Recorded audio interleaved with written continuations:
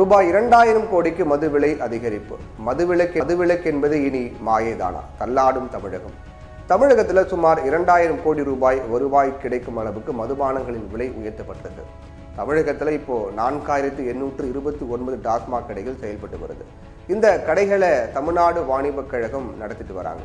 டாஸ்மாக் கடைகளில் 43 சாதாரண வகை மதுபானங்கள், 49 நடுத்தர வகை மதுபானங்கள், 128 பிரீமியம் வகை பிராண்ட் மதுபானங்கள், 35 வகையான பீர், 13 வகையான ஒயின் ஆகியவை விற்பனை செய்யப்படுது.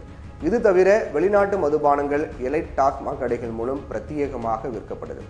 ஒவ்வொரு ஆண்டும் மதுபானங்களின் விலையை டாஸ்மாக் நிர்வாகம் அதிகரித்த வண்ணம் இருக்கு. அந்த வகையில் இந்த ஆண்டு பிப்ரவரி 1ஆம் தேதி முதல் மது பாட்டில்களின் மீதான விலை உயர்வை அமல்படுத்துவது தொடர்பான அதிகாரப்பூர்வ அறிவிப்பை டாஸ்மாக் நிர்வாகம் அறிவிச்சிருக்காங்க. இது பற்றி டாஸ்மாக் நிர்வாகம் வெளியிட்டிருக்கக்கூடிய செய்தி குறிப்பில் என்ன சொல்லியிருக்காங்க அப்படின்னா, மதுபானங்களின் மீதான கலால் வரி உயர்த்தப்பட்டு அதன் அடிப்படையில் மதுபானங்களின் விலை உயர்வானது பிப்ரவரி 1ஆம் தேதி முதல் அமலுக்கு வருது. அதனால 180 மில்லி அளவு கொண்ட சாதாரண மற்றும் நடுத்தர ரக குவார்ட்டர் பாட்டில் விலை ரூபாய் 10 உயர்த்தப்படுது. அதே போல 180 மில்லி அளவு கொண்ட உயரக குவார்ட்டர் பாட்டில் விலை 20 ரூபாய் உயர்த்தப்படுது. மேலும் 650 மில்லி லிட்டர் அளவு கொண்ட பீர் வகைகளின் விலை ரூபாய் 10 உயர்த்தப்பட்டிருக்கு அப்படின்னு இந்த அறிக்கையில் சொல்றாங்க. மேற்கண்ட விலை உயர்வின் அடிப்படையில் 375 மில்லி, 750 மில்லி, 1000 மில்லி கொள்ளளவுகளில் விற்கப்படக்கூடிய மதுபான ரகங்களும், 500 மில்லி, 325 மில்லி கொள்ளளவுகளில் விற்கப்படக்கூடிய பீர் வகைகளும் அந்தந்த ரகத்துக்கு மற்றும் கொள்ளளவுக்கு ஏற்றவாறு விலை உயர்த்தப்பட்டு விற்கப்படும் அப்படின்னு அறிவிச்சிருக்காங்க. டாஸ்மாக் நிர்வாகம் வெளியிட்ட அறிவிப்பின்படி சாதாரண நடுத்தர ரக மதுபானங்கள் குவார்ட்டருக்கு ரூபாய் 10, ஆஃபுக்கு ரூபாய் 20, ஃபுல் பாட்டில் ரூபாய் 40 உயருது. இதே போல உயரக மதுபானங்கள் குவார்ட்டருக்கு ரூபாய் 20, ஆஃபுக்கு 40, ஃபுல் பாட்டிலுக்கு ரூபாய் 80 உயரும். ஏற்கனவே டாஸ்மாக் கடைகளில் பாட்டிலுக்கு ரூபாய் 10 கூடுதலாக வாங்கப்படுவது தொடரும் நிலையில மதுபானங்கள் விலை உயர்வு குடிமகன்களை அதிர்ச்சி அடைய வச்சிருக்கு. டாஸ்மாக்ல மதுபானங்கள் விலை உயர்வு மூலம் 2000 கோடி ரூபாய் கூடுதலாக வருவாய் கிடைக்கும் அப்படின்னு எதிர்பார்க்கப்படுது.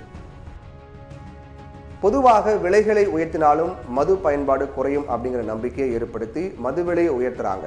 ஆனால் மக்களை மதுவின் மாறாத மாயப்பிடியில சிக்க வைத்துவிட்டு அவரிடமிருந்து பணத்தை கறக்கும் வழிமுறைதான் மதுபான விலை உயர்வு அப்படிங்கிறதா யதார்த்தம். மதுவிலக்கு படிப்படியாக கொண்டு வரப்படும் என்று ஜெயலலிதா அறிவிச்சாங்க. மதுபான கடைகள் திறப்பு நேரத்தை குறைச்சாங்க. நெடுஞ்சாலைகளில் மதுபான கடைகளை வைக்கக்கூடாது அப்படின்னு நீதிமன்றம் உத்தரவிட்டாங்க.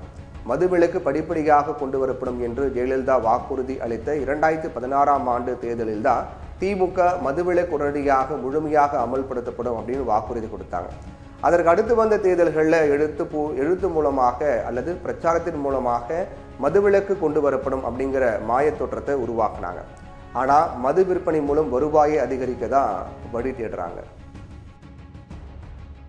2 கழகங்களும் மதுவிலக்கு ஒரு தேர்தல் ஆயுதமாக தான் பயன்படுத்துகிறாங்களே தவிர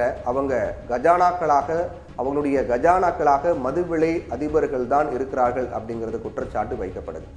இப்போ மேலும் 2000 கோடி ரூபாய் மது வருவாய் மூலம் திரட்ட நடவடிக்கை எடுத்திருக்காங்க அப்படின்னா மது பயன்பாட்டை குறைக்க வேண்டும் அப்படிங்கிற நோக்கம் இதில் இருக்கிறதா தெரியல. மாறாக மக்களுடைய பொருளாதாரமும் வாழ்வாதாரமும் சூறையாடப்படுகிறது என்றே எடுத்துக்கொள்ள வேண்டியிருக்கு.